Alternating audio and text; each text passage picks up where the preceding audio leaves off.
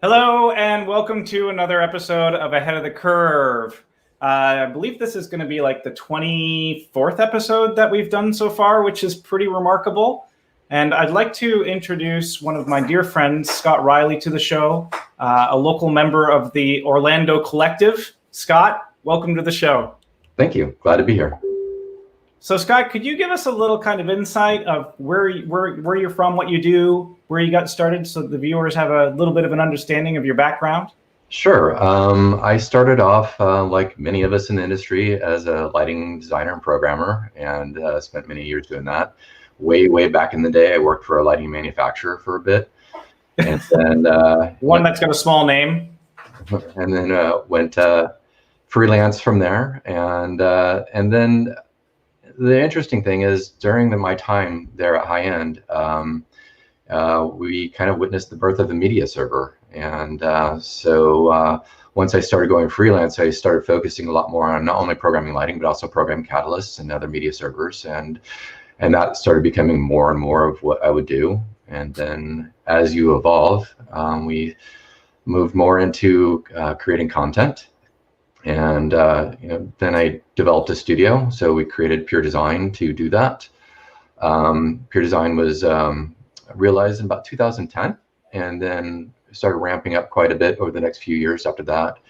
And with a predominant focus of doing corporate production work, even though personally I was still involved with doing many different types of projects, whether it be theatrical or concert touring or whatnot. So. That's kind of the gist of how I got more and more into more of a media approach to things. And then once we started doing the higher end corporate projects, we started getting a lot deeper into projection mapping and doing large scale projects of that type.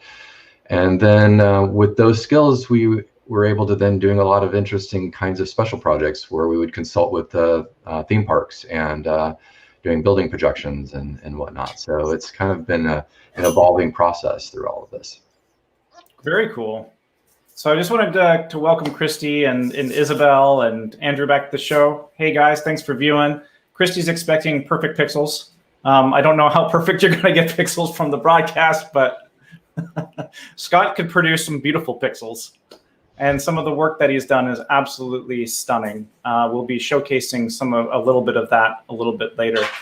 So Scott, kind of the main topic of the career, and especially with what we're going through today, there's been definitely a lot of hard times, really hard impact, as we all know, on the live events industry. A lot of transitions that are happening now, and a lot of hardships, but also a lot of good things that I think have been popping out of here.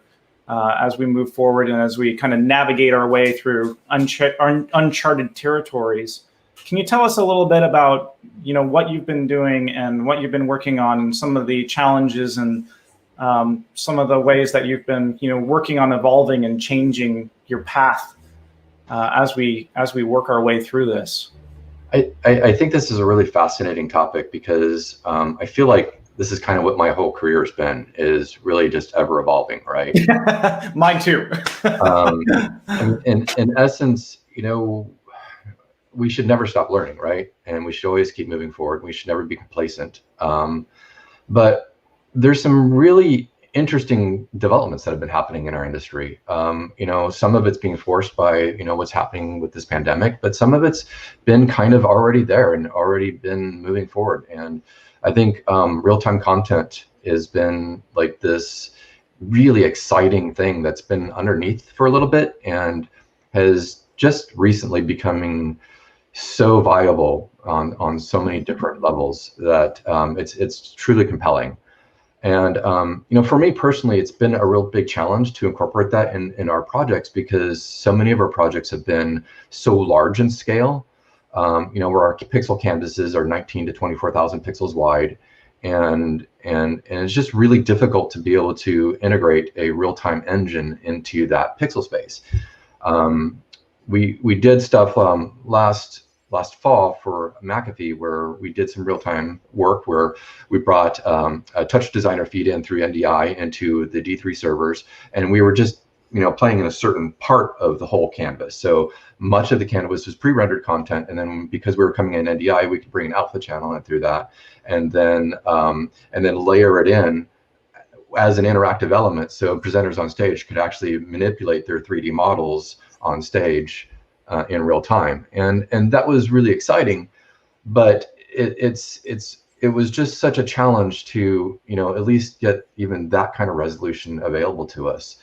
And now that we're looking at things like end display and render stream and some possibilities there that are going to allow us to do real time on canvases of the scale that we're used to working in. So that's really exciting to me. And so being that, of course, we're focusing our efforts on something like Unreal Engine, and as many others are.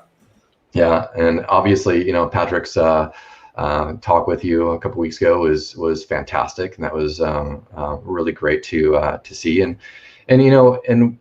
obviously, with this time to be able to recenter and refocus a little bit, we've been doing a lot of research and looking at how these things function, how they can integrate, and how we can reshape what we do to fit what's there, and then also how to help kind of maybe build tools to take what they're doing and bring it into what we do. So what have been some of the challenges that you've been seeing with that? I think that the biggest challenge that I've been finding personally is really where to focus.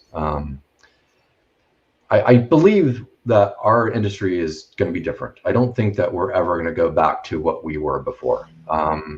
I would wholeheartedly agree with you there. I think it's going to be a long time before we do large-scale in-person events. I think that metric's going to be hard to figure out for quite some time. But I do think that regardless, what we do and how we do it and our approach to it is going to be dramatically different. And I think that the tools are there to do this, which is incredibly exciting. So I don't see us returning back to the approach that had worked before. I think that we're going to really be in a whole new world. So my biggest challenge has been, what part of that do I really focus on? Do I focus on virtual production? Do I focus on, how do we incorporate, this new environment in ways that we can tell stories a little bit more effectively? How do we do presentations through this environment so that it feels a lot more encompassing and engaging? And so actually figuring out where we really want to focus most of our attention first, so that we can either be poised for the long term or where we really want to bring the short term and make that happen as soon as possible. So yeah, I think that's the gist of it. It's like, what do I start with? I mean, other than getting the foundation in place, right? So so I'd love to hear the viewers that are watching too. Where are you guys starting? What are you guys doing? What have you guys been experimenting with, or what steps have you been taking inside of your business or inside of your workflows to kind of push yourselves forward throughout all of this? XR has been a really big hot topic, right? We've heard a lot about XR and a lot of different experiments that have been done with it, a lot of different companies that are moving along, pushing that platform, especially for virtual production. I'd love to hear what some of your thoughts are on that as well, and how viable you believe that is for moving us into, whatever we want to call the future of live events, or even the future of broadcast for that matter. I think that XR has been one of those things I've been excited about for a really long time, but haven't really figured out how you mix XR with a live audience. And we were doing these projects in the past where, like, Paul Mitchell was one of our clients, where we'd be doing these giant hair shows and we'd create these digital scenic environments for them. And if you want examples of that, you can actually see those like on slide 22 and 23 that I sent on to you. But the trick was, it's parallax, right? How do you deal with parallax when you're doing three-dimensional digital scenery for a live audience? And XR is an incredible way to manage that when you're dealing with in-camera effects. But for the live audience, that's the one thing that we've been really kind of struggling with a little bit. I kind of created rules for my team where when we worked with Z, and that's depth in most of the 3D stuff that we're working, not up and down. How do you do that so that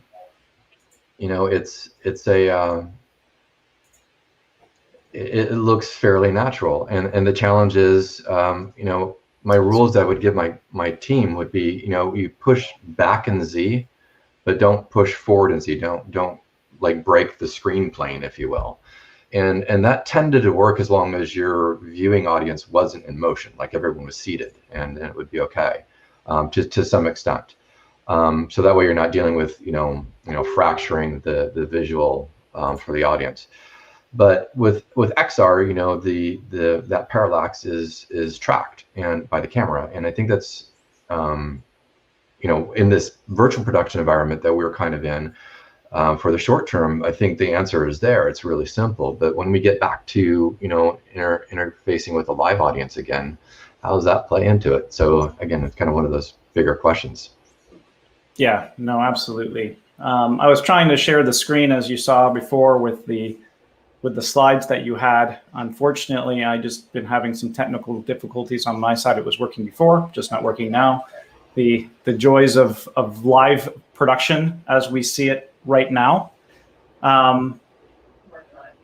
So we are working on that. Hopefully we'll have that resolved. No worries at all. But we'll try, as we do.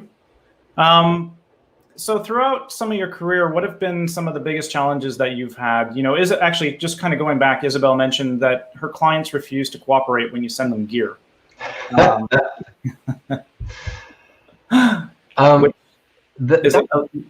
Sorry, go ahead. That I was really thinking about as well. I mean, how do you so we're all working in these virtual spaces, right? And to try to keep it safe for everybody, and sending your client a package. How do you describe to non-technical people how, and people are probably not at all interested in managing that.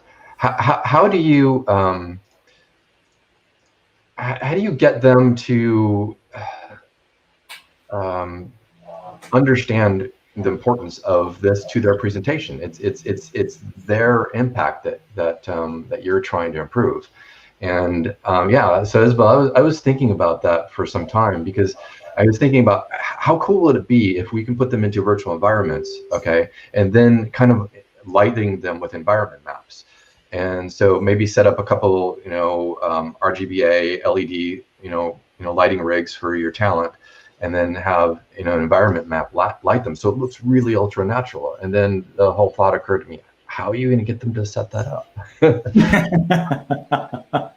And then, we can maybe have a protocol where we send a tech who can practice perfect social distancing and wear all PPE, so we guard and protect against all the people that we would need to protect in those scenarios. Like if we're working with Fortune 500 CEOs, we would definitely want to make sure that we don't put anybody at risk, right? So that is a really interesting question. Yeah, I know that there have been companies that have been doing, taking sanitizing and doing sanitizing protocols and things on sanitizing the gear thoroughly before sending it to a location.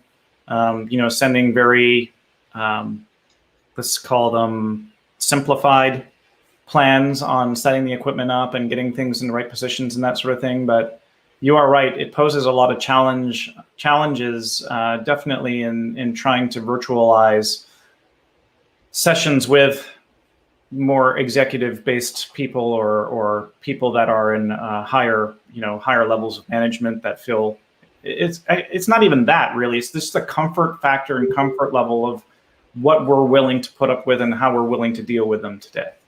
Right. And I mean, I find it's the same way even for us going outside. How much are we going to protect ourselves physically in going grocery shopping? What level or what degree are you going to take to protect yourself in going out there? And it's the same way with just dealing with anything. Well, I think that you bring up something that's really important to understand, and that is, how do we assess risk? We've been doing this in production for a very long time. Yes. And understanding risk is not a binary concept. Risk is a scale, and we have to figure out at what point in that scale the risk is worth it, and that's really kind of a difficult thing to assess a lot of times. But this is a really clear case where we have to understand that, there's two huge extremes here, and how do we go from one to the other? Well, how do we find that place from one to the other that we are all most comfortable with, and that's going to yield the most reasonable approach. Yeah, I think the risk assessment part of it is definitely a very important part, and I think there's a lot of companies, of course, big and small, that are scrambling to try and put their own procedures and protocols into place. And I think that kind of stems to a lot of the issues that we already have inherently within every single platform. Is there's no standardization.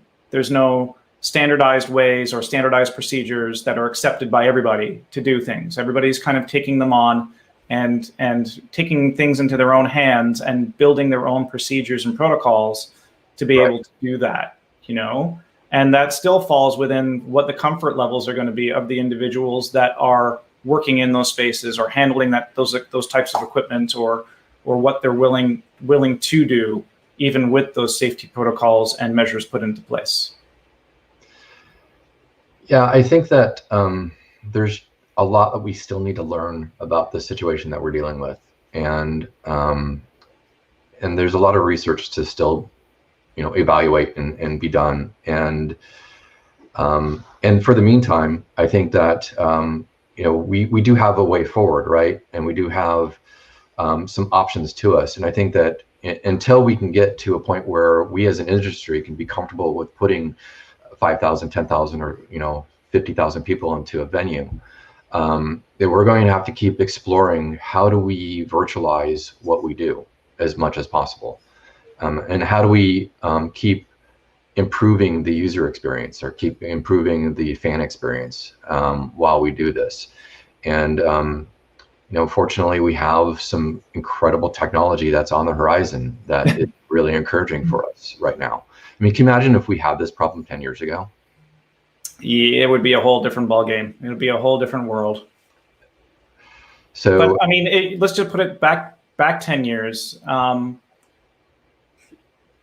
I mean, it's modified now, but let's look at, the NBA launch that has happened. Let's look at sports right now, where they're putting a lot of technology into these arenas, large format screens and large format, basically displays to replace where the audience would be in volume and in space. Mm-hmm. And, kind of put that in perspective, because that is a way that they're approaching it now to add extra visuals to a game, or add an extra element of entertainment to the game. But how would that translate from, let's just say, 5 to 10 years ago to now? Great question. I mean,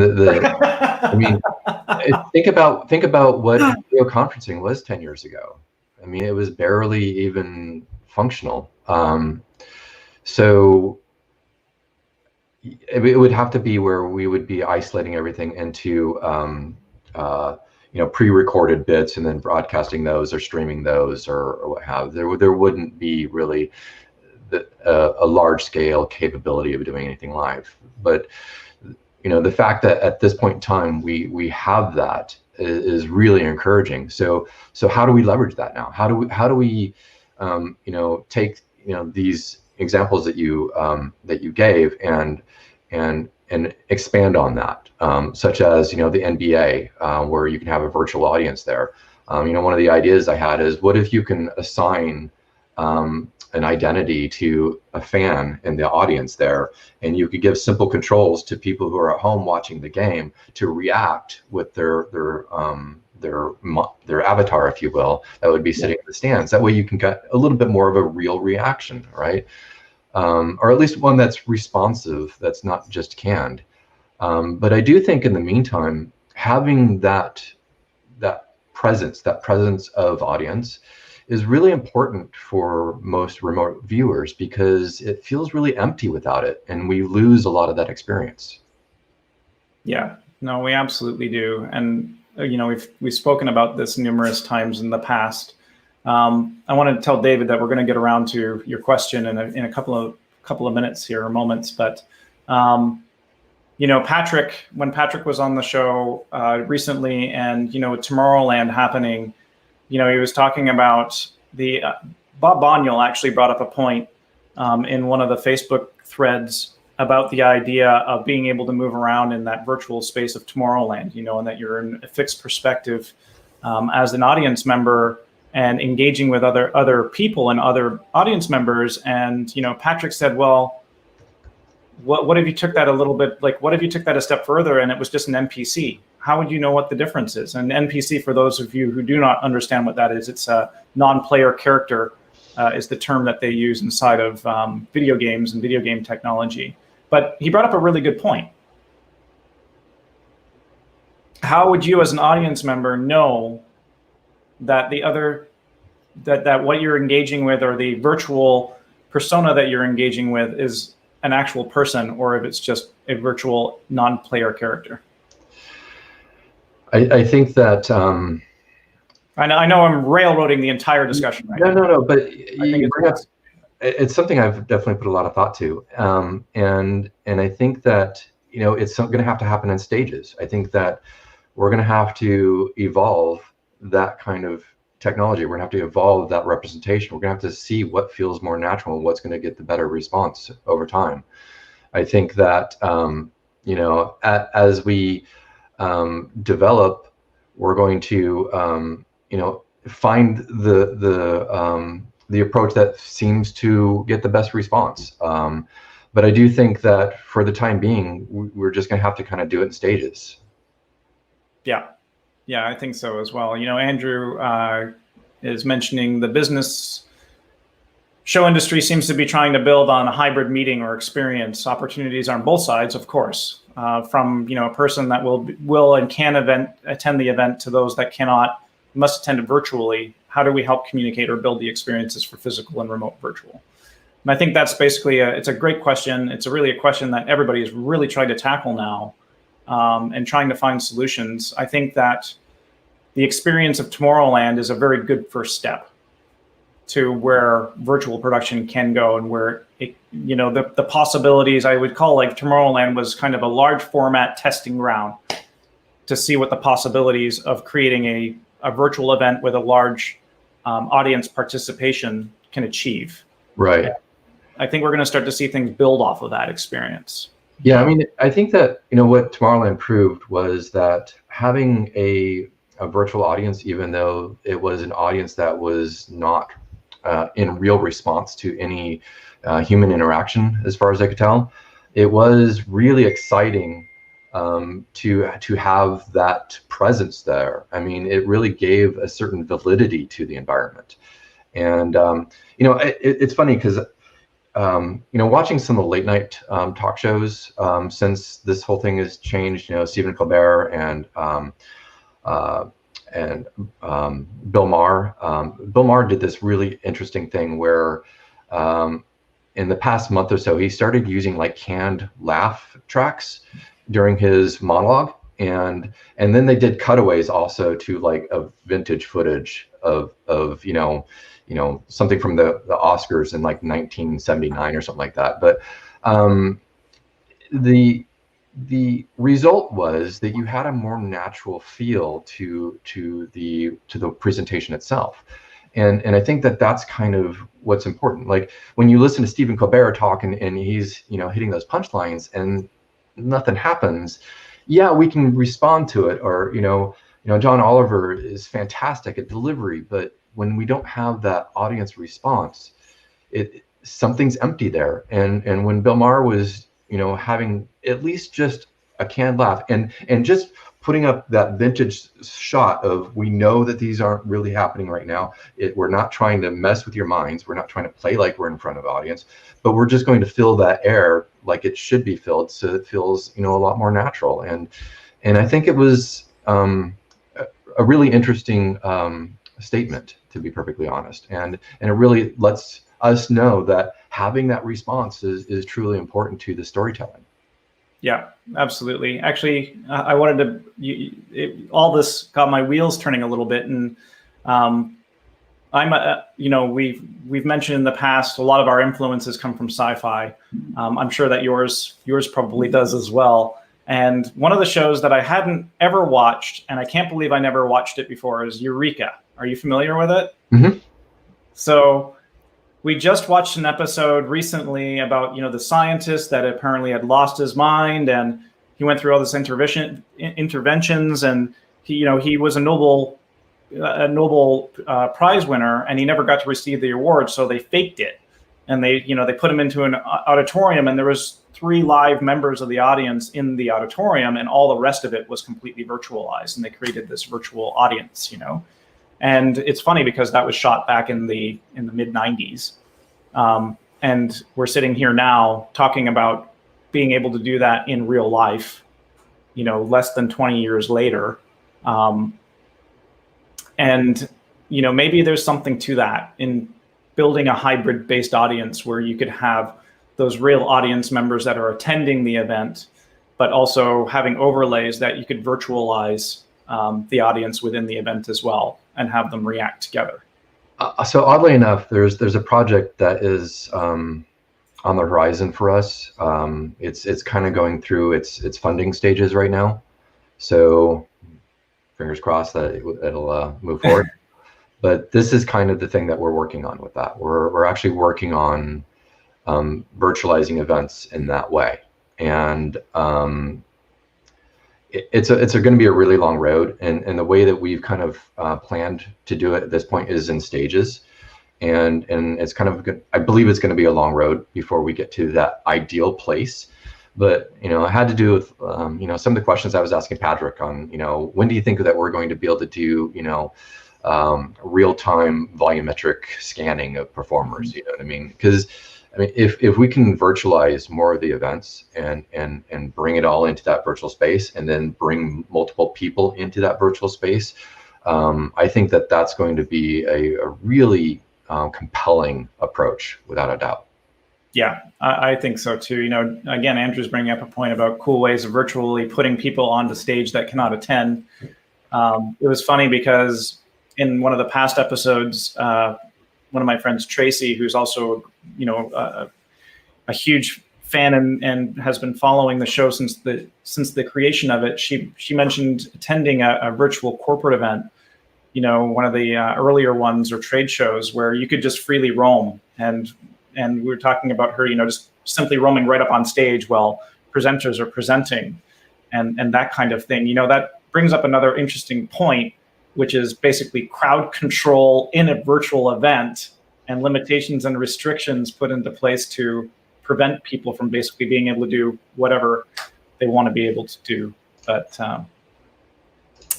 I think I kind of digress on that point because those limitations should be easily deployable. Sorry, Tracy. Scott, I wanted to bring up the screen really quickly. We do have the screen up now. Just wanted to add this for those of you that missed out on the piece from Paul Mitchell that Scott was referring a little bit earlier. This is one of the pieces that Scott had worked on. Yeah, if you go back one slide, you can see it with people on stage. Yep, here we go. Yeah, and what's really interesting about this is, we try to keep the depth fairly shallow. We make sure that we use real world measurements in the 3D models as we're doing it, so people don't feel dwarfed on stage as well. That's a fun trick. I can't tell you how many times I've seen this kind of technique where the people on stage look like they're in the play Honey, I Shrunk My Kids or something like that.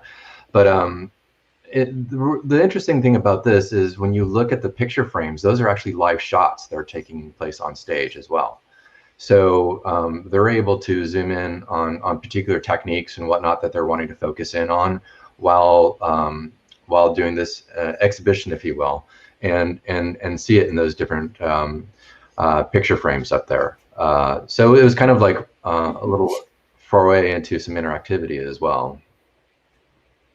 Yeah, I think that's you bring up a really good point. Being able to control the proportions and scaling of things as they move. It's extremely important for anybody working in any kind of production. And, it's what I find really interesting about this picture and about this show is this was done back in 2016, right? Yeah. Right. And Shannon, yeah, of course, yes, absolutely, you can. And you can actually automate all of that now, which is even better. But the interesting thing is kind of the foreshadowing, the foresight of the technology evolving already 4 years ago. This is kind of like a foreshadow of virtual scenery built in perspective. And now we're talking about physically, basically, or virtually, I guess, taking a physical character and integrating them directly into that scene in a virtual sense. Yeah, another really interesting example of taking that kind of concept a little bit further. If you look at slide 15, this is when we did Oculus, and we were doing the very first VR esports event, and it was just done in conjunction with the Oculus Connect conference. So we utilized our same production environment that we were doing for the whole corporate event, and then we built out all these scenic environments based off of the game itself. What's really cool about this is they wrote a special API in the game that could output data to us that we then brought in through Touch Designer and took like their names, their identities, their player stats, the score, the time clock, and we were able to bring all those in to Touch Designer and then format it in Touch Designer in such a way where we then output that feed via SDI to the D3s, and we just basically map them through mappings as overlays with blend modes into the pre-rendered environment. And then on top of that, we had a bunch of visual effects that we had for when people scored and everything like that, and we were able to do that in real time from the console. So it was a really exciting environment for us to really start building in all of those interactions that were happening in game and bring all that stuff in real time. You can't really see the player stats in this view, but there's a section where you can see all the player stats as well that would show up.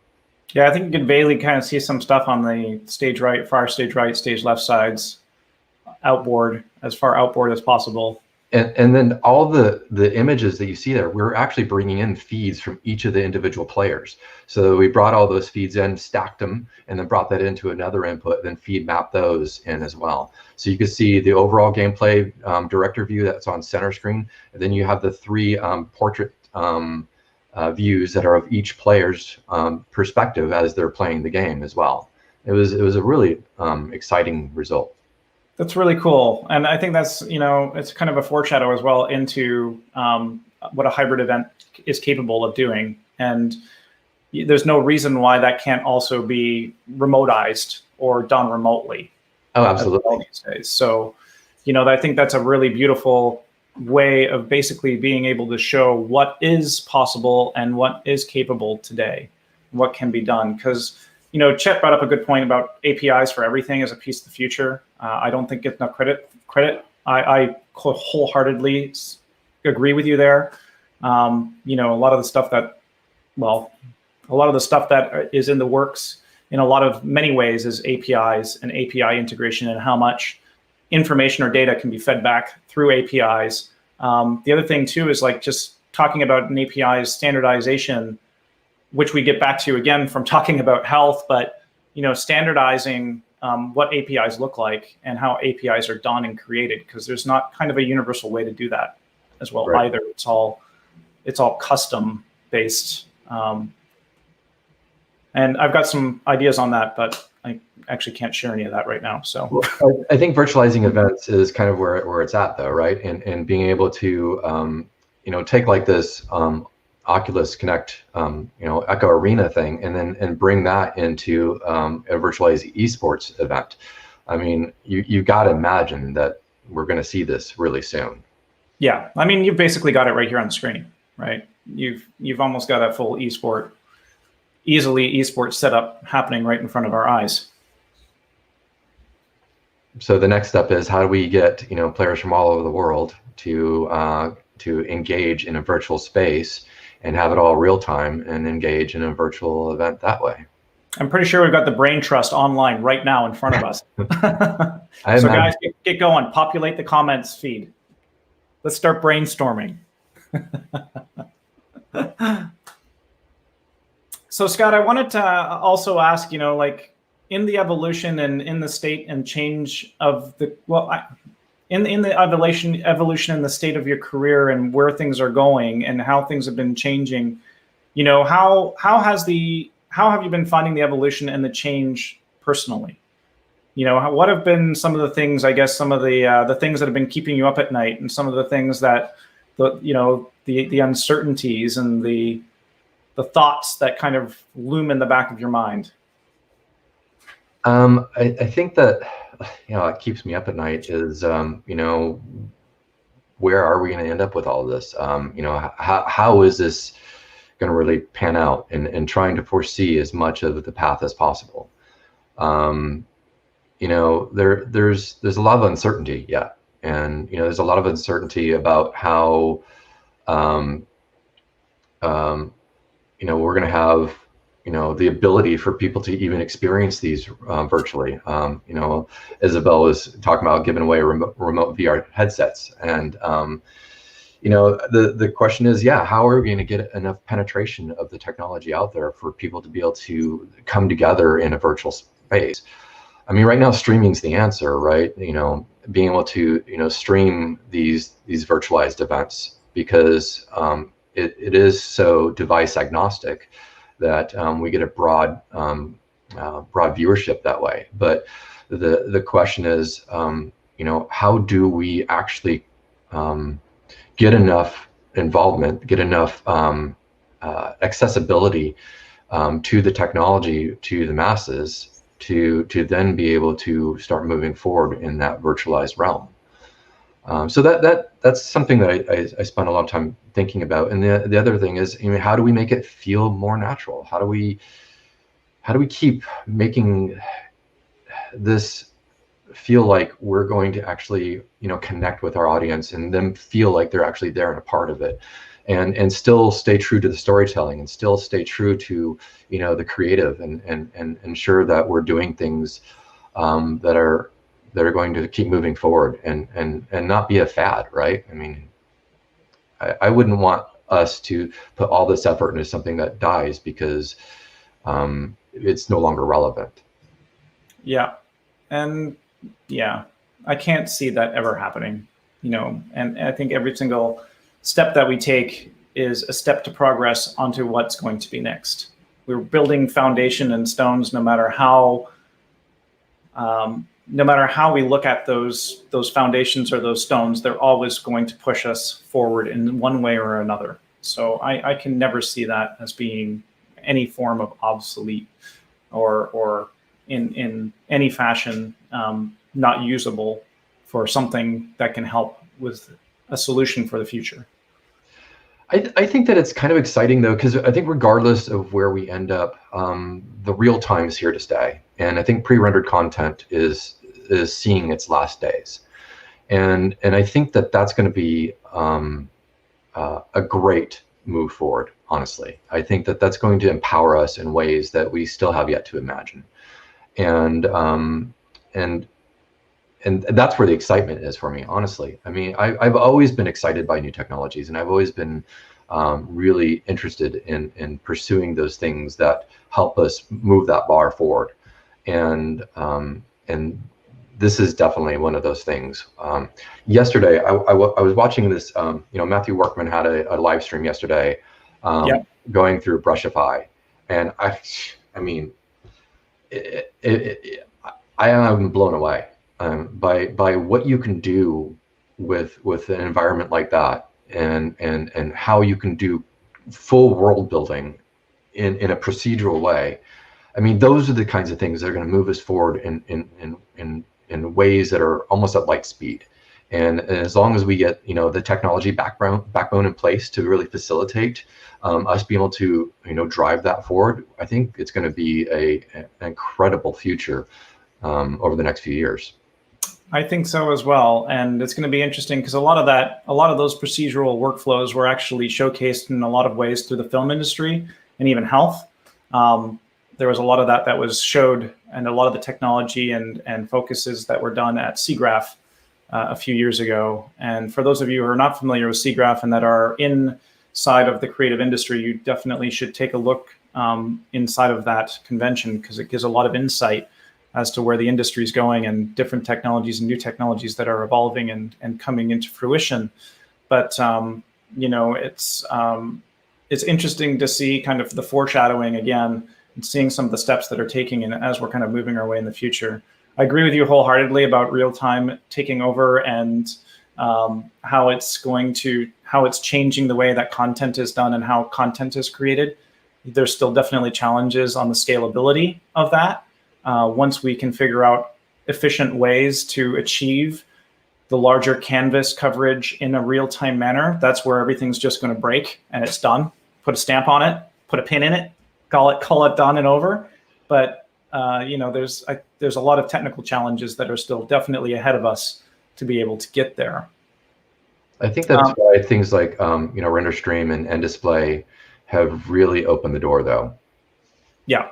I mean, they've really allowed us to start considering these much larger canvases. So that's quite an exciting development. Yeah, no, absolutely. There's been a lot of comments that have actually been happening as we've been talking away about the main question about differentiating different things and virtualizing things. Isabel was actually mentioning, how can we make live events differentiate from traditional broadcast looks? I'd love for you to answer that question, and then I'll give my own little input. Well, I think that the reality is the interactivity part of it, right? I mean, like what we've traditionally seen as like maybe interactivity when it comes to a broadcast, American Idol, where people call in their votes and then you get a winner or something like that. But what we're capable of now is far more compelling than that. Like what I was saying before, where if we can start bringing audiences into these environments where people can actually control the reactions of those environments, the performer on stage starts singing people's favorite songs, you're pushing a button to your avatar going, put your hands in there and scream, and those kinds of things can drive a lot of excitement that is a lot more connected than just sitting back and passively watching television. And I think that's where the difference is where we can start bridging that gap between the passive viewing of broadcast and being actually part of the story of the interactive environment. Yeah, that's true. I think the other thing too is, interactivity has really been a hot item, a hot ticket item, especially during the course of the beginning of the year. It was definitely one of the biggest showcase things at a lot of the big trade shows, and we're definitely seeing a lot more engagement for interactivity and being able to experience things rather than just sit there and view them. Like Christy brought up a point, if this is interactive, this is the whole point in doing this show live, is so that we can have the interaction with the viewers, and without you, it wouldn't be the same, and being able to simply talk with each other and have a conversation, which is why this show is the way that it is and why I was so insistent on keeping it as live in nature as humanly possible. But the other interesting thing I think about virtual worlds and virtual environments is you don't have physical limitations, right? Right. We don't have physical limitations with gravity. We don't have limitations anymore. The chains are kind of off, and you can now create things and interactive abilities that you would never be able to do before. Well, it's like what Zero Density was doing with some of the broadcasts, where they were doing a lot of XR types of projects where you would see a dragon flying through a venue, or the Baltimore Ravens raven would be flying through the stadium and whatnot.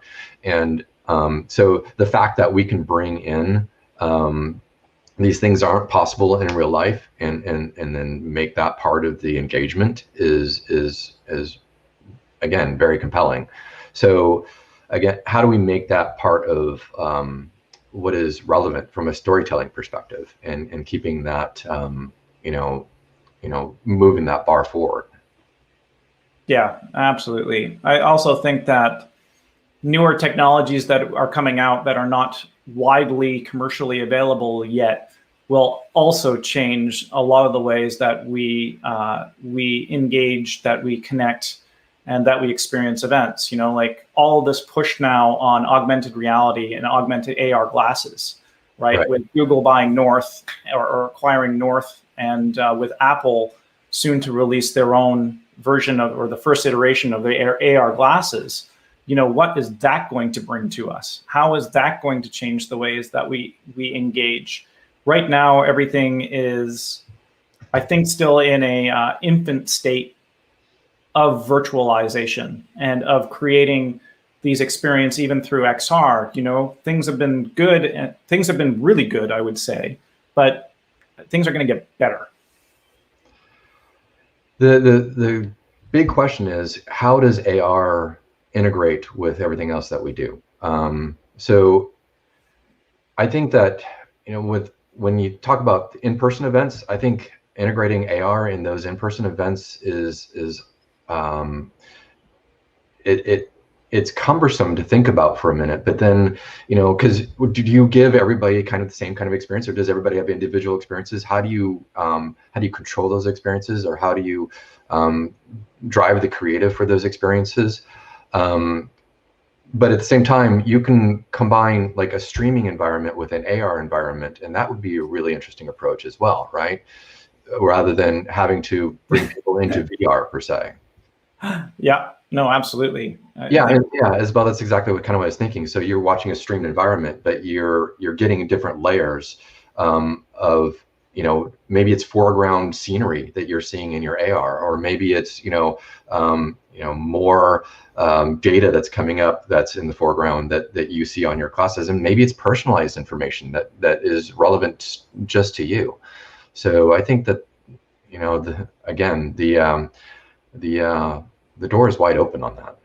Yep, absolutely. You got my wheels spinning again. I think it's time to really start to up the ante on the show. There you go, right? I just need to find a hell of a lot more time.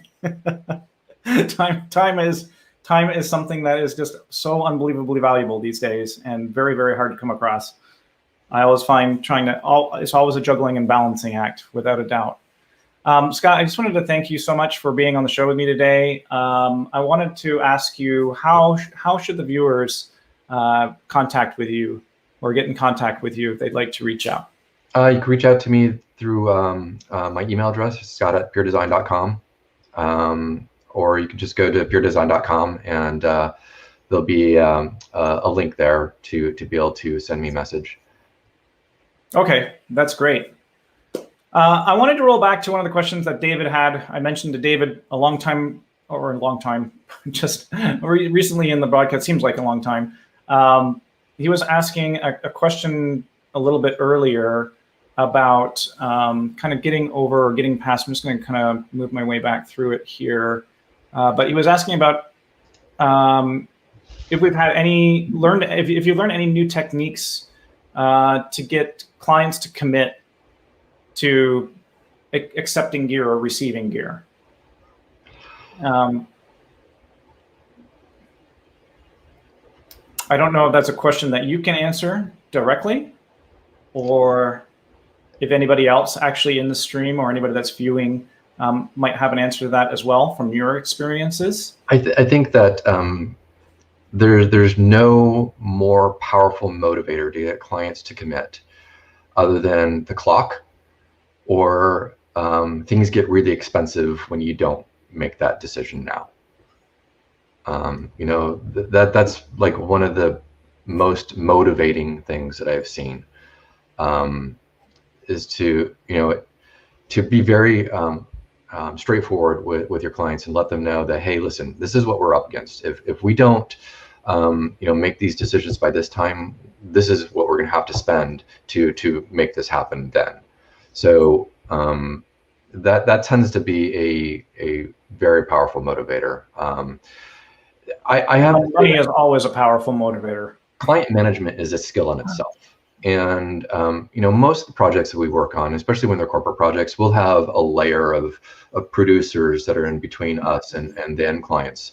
So there's a lot of that client management that's happening there. But that can be challenging in itself, because if they don't know how to communicate your needs to the end client, that can put you in a very difficult position. And yeah, making sure that we have everything clear and lined up ahead of time is where the key is. Unfortunately, that doesn't always happen. You can communicate as much as possible and may not get to those that actually make those decisions, and then we have to do those sleepless nights of trying to make stuff happen. I think that's also, though, a question, to be honest with you, about also setting up your own expectations, setting up the expectations of what you're going to deliver, covering your bases, and having things in writing. Like, there's so many people that I think a lot of us inherently just trust each other for different things and trust each other to come through on things. And just as humans, we make that connection. I know that I'm a very trustworthy person, and I trust people almost to their fullest extent until they do something where I can't trust them anymore, and people just have different approaches in doing that. But I think, as well as a professional individual, in setting up your work and working for clients and working especially as a third party, as many of us do, then you've got to be able to cover your own bases. You've got to be able to cover your own basically your own expectations and your own deliverables to the customer. And I know that those always get extended and pushed, but I also feel that there needs to be a little bit of pushback as well. People are afraid in some ways to push back. Yeah, for sure. And a lot of times they, just take it and do whatever they can do to perform regardless. But I have to say that, one of the things that I find great about the industry that we work in is there's such incredible pool of talent here. And I've worked with some just truly amazing people. And then I've also, seen the work and know a lot of our peers that are just truly amazing. And the way that we can communicate and we can share information and we can help prop each other up and help everything move forward in itself is really encouraging. And I have found that to be one of the most valuable parts of the experience in this industry is just having those relationships and and being inspired by so much that's out there of our peers. Some of our peers are doing such incredible work right now. Yeah, they are doing incredible work. And I think that's what really brings us together as a community within the live events community. I mean, we are, tens of thousands of people strong, all with very unique skills and skill sets that are very, very much applicable to even forming and pushing what the next generation of live events are going to be. And I know that it's hard for a lot of people right now, and I know that times are very uncertain, but I also think that what's going to come out of this, and pushing into the future, it's kind of it's a time of change, it's a time of evolution. And I think what's going to come out on the other side is going to be incredible. There's going to be so many more opportunities, and there's going to be so much more happening. There's going to be all kinds of different things. I mean, just even looking at the experiential market, and how thriving that was when we started 2020. And now I think with what is being done and what people and individuals are working on within our industry, that's going to explode when things start to come back again. It's going to be incredible and insane what can be achieved and what can be done. And it's being done in a very short period of time. I keep on reminding everybody, like, right now, I've been kind of self-reflecting on a lot of the world and how things are happening and how things are changing and looking, I've been reading the news more than I ever have in my entire life over the course of the last 5 months. But it's been really interesting to put things in perspective and, how fragile things are, but also how rigid things are too, and how solid things are. And even though things have kind of shattered in the live event industry, there's a lot of great things that are happening and molding in the backgrounds. Connections are being made, think tanks are being formed, and workflows are being changed and evolve extremely rapidly because now there's a need. Technologies are being evolved, and there's new stuff coming out every single day, right? So I find it super fascinating to see what people are working on and how things are changing and how things are evolving. And I think that's one of the most fun parts about doing this as well, and having a multitude of different people on the show and having yourself here, is being able to talk about these things and being able to talk about them openly and unbiasedly, and just brainstorm ideas and be together kind of as a community and talk about these things, because it's just so important. We are in this together. I mean, we are in a precipice of change at the moment, and I think that fortunately there's so much support, and there's so many resources for us out there that we can carve our path through this. And you know, as I said, I've been very inspired lately, and it's been incredible to see this technology evolving over the past year or so. And then, you know, in the past 6 months, it's just become, you know, everybody hyper focused on making this kind of thing move forward. And I think that at this point in time, you know, it's just kind of like this big giant wave that we are all going to be able to ride into this new generation of how we do event production. Yeah. And the one thing we got to keep in mind is we're all going to be here no matter what. On the flip side, on the backside of this thing, we're going to be through it. We're going to come on top of it. Things are going to change. Things are going to get better. Policies will be put into place. Life might change a little bit, but in general, you know, we're going to push forward, and we're going to come out of it. As Priscilla just mentioned, like a phoenix in live events, we're going to rise from the ashes stronger than ever before. And awesome. It's going to be different, but I think it's going to be a good change, you know, and it's going to just lead the way. So Scott, I wanted to thank you again so much for being on the show today.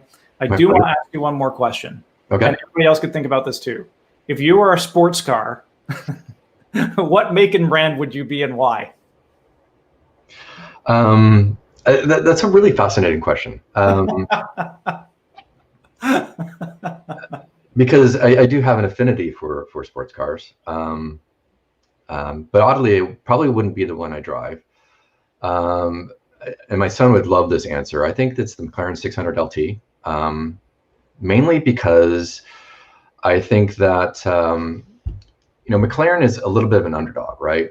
They're not Ferrari, they're not Lamborghini, but they build beautiful cars. They do groundbreaking work. They do incredible work. They're very thoughtful and mindful about the way they do it. They're pioneering in their own ways, and I think that in the end, they build a product that is wonderful, and who wouldn't want one? Well, Isabel says that she thinks she'd be a motorcycle. I'd have to. Well, that wasn't the question. If it was the question, it'd be an HP4, because that thing's incredible, and I wouldn't be able to wait to get my knee down on that one. So. Well, Scott, thanks again so much for being on the show. I really appreciate having you here. It's been just wonderful. It's been a great conversation. So thank you so much. Thanks to all the viewers again for your support. Thanks for watching this time and time again. It's been a journey, as I say all the time, and we're just going to keep on doing it and keep pushing forward, and hopefully bring some fun, motivating, engaging conversations to you all. And speaking of that, next week, I'm going to have Sean McChesney on the show from Electrosonic. He does a lot of the experience technology consulting for Electrosonic. He was also rated as one of the top people under the age of 40 inside of the audio visual industry. So it's going to be a really interesting conversation for sure next week. So make sure to tune in, and everybody, as I always say every single show, stay ahead of the curve. Thanks for watching, everybody.